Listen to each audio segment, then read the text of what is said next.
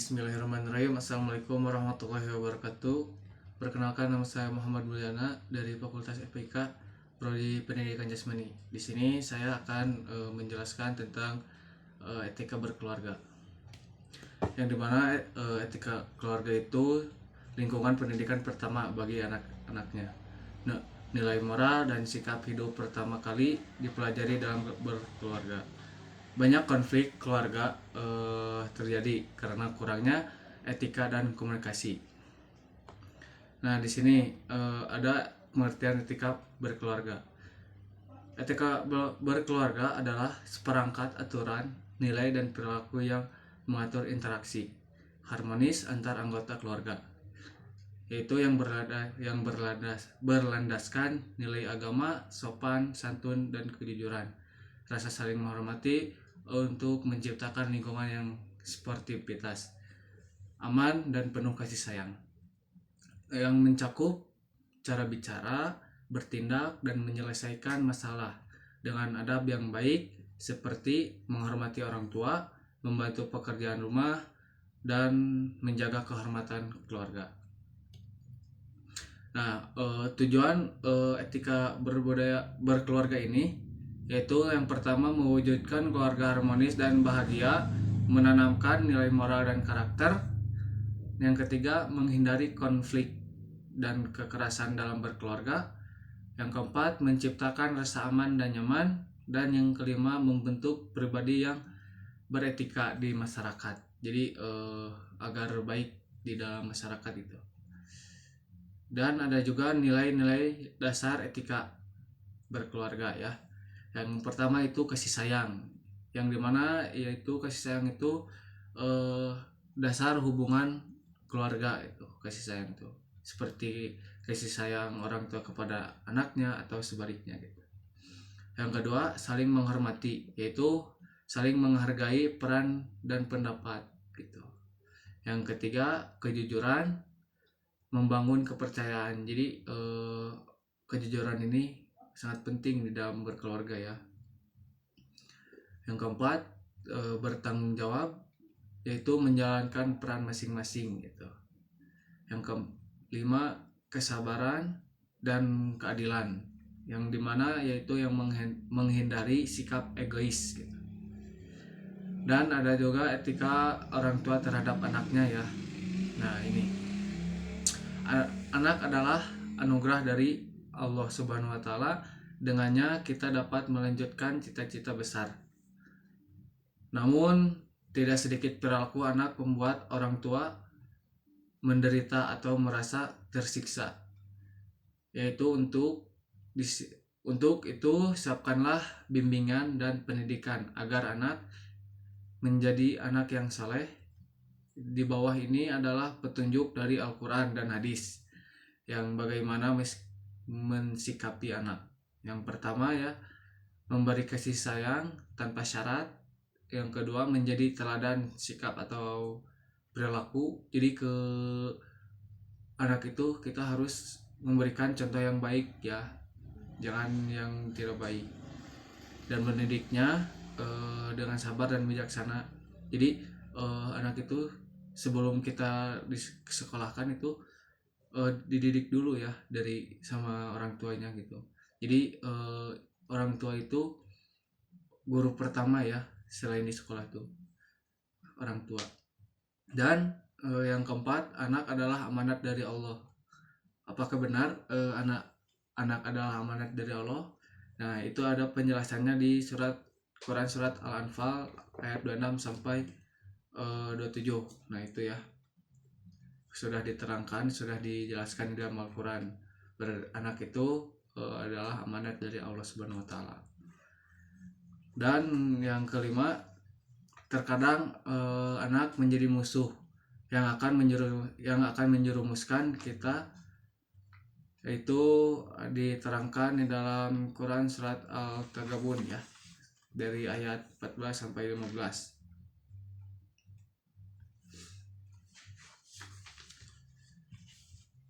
Yang selanjutnya masih etika orang tua terhadap anaknya ya, yaitu ajarilah keluarga dengan sholat. Nah, ini bagi muslim ya, ini sangat wajib banget ya tentang sholat.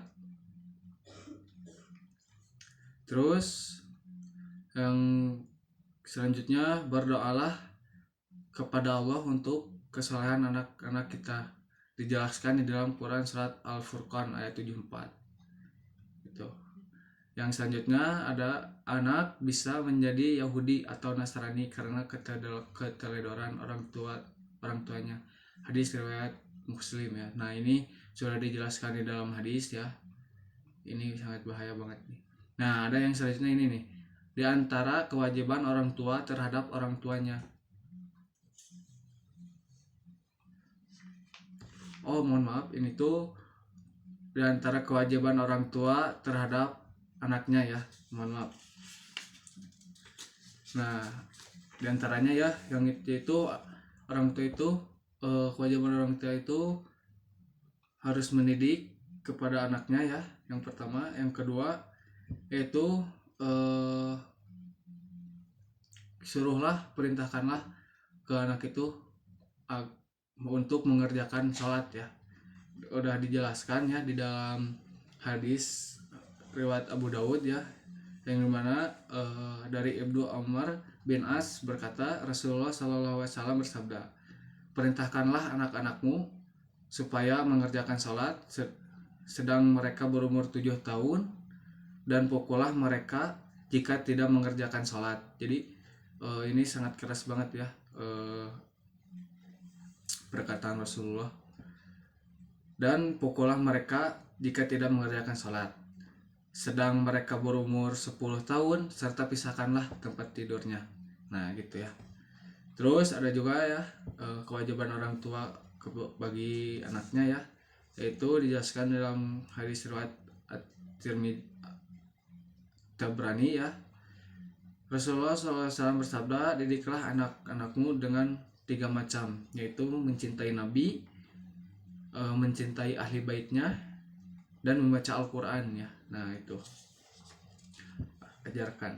Terus yang selanjutnya ada dari hadis riwayat Al-Baihaqi ya. Maka ajarilah kepada anak-anak kita itu berolahraga ya, seperti olahraga sunnah Rasul ya. Seperti ini ya. Dijelaskan dalam hadis riwayat Al-Bukhari Al-Baihaqi, Umar bin Al-Khattab berkata, ajarilah anak-anakmu berenang, memanah, dan perintahlah mereka agar mereka dapat meloncat ke punggung kuda dengan baik. Nah ini pada zaman Rasul ya gitu. Terus yang selanjutnya, poin selanjutnya, jaminan orang yang berlaku penuh kasih sayang kepada anaknya ya. Dijelaskan dalam hadis riwayat Bukhari dan Muslim. Terus poin yang selanjutnya ada janganlah pilih kasih terhadap anaknya, dijelaskan dalam Tabrani ya hadis. Terus ini ada etika anak terhadap orang tuanya. Yang pertama, berbicara dengan sopan dan santun. Jadi berbicara kepada orang tua itu jangan disamakan dengan pembicaraan sama teman gitu ya. Apalagi kalau disuruh sama orang tua itu, kita itu tidak boleh mengucapkan itu tidak boleh ya. Itu sangat dosa ya kepada orang tua. Terus menghormati dan menaati nasihat orang tua. Jadi kalau dinasihati sama orang tua itu tidak boleh ngelawan, tetapi oleh kita itu didengarkan ya. Selagi itu menasihatinya itu kebaikan. Terus yang ketiga, membantu orang tua sesuai kemampuan. Jadi seperti pekerjaan rumah sama kita dibantuin, istilahnya kayak apa ya, kayak sapu-sapu di rumah gitulah. Pekerjaan orang tua di rumah itu seharusnya sih sama kita dikerjakan ya, jangan sepenuhnya sama orang tua. Terus yang keempat, menjaga nama baik keluarga.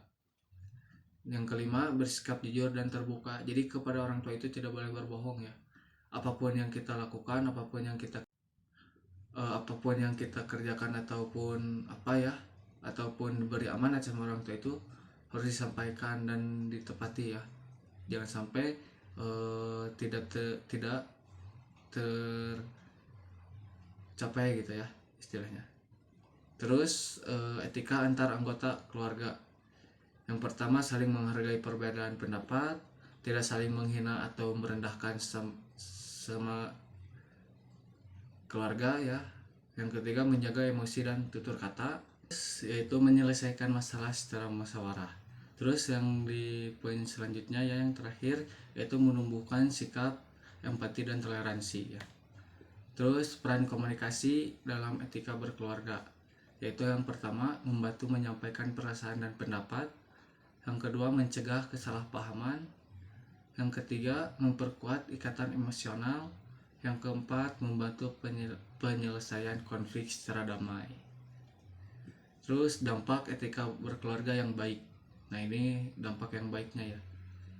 Keluarga hidup rukun dan damai, anak memiliki karakter positif, hubungan keluarga semakin kuat, mengurangi konflik dan pertengkaran, dan terakhir menciptakan lingkungan rumah yang sehat ya, tuh. Nah ini ada contoh penerapan etika berkeluarga ya. Contoh penerapannya yaitu ada 4 poin ya. Yang pertama yaitu berdiskusi saat mengambil keputusan keluarga, mengucapkan tolong dan maaf dan terima kasih. Yang ketiga menghargai waktu dan privasi anggota keluarga. Yang keempat menyelesaikan masalah tanpa emosi berlebihan. Nah gitu ya. Nah ini kesimpulan, etika berkeluarga merupakan fondasi utama dalam bentuk keluarga yang harmonis, bermoral, dan bertanggung jawab. Penerapan etika yang konsisten akan menciptakan keluarga yang kuat dan berkualitas. Gitu ya. Mungkin cukupkan sekian ya dari saya. Mohon maaf apabila banyak kesalahan ataupun kekurangan. Yang benar datangnya dari Allah Subhanahu wa taala dan yang salah datangnya dari diri saya sendiri. Wabillahi taufik wal hidayah. Wassalamualaikum warahmatullahi wabarakatuh.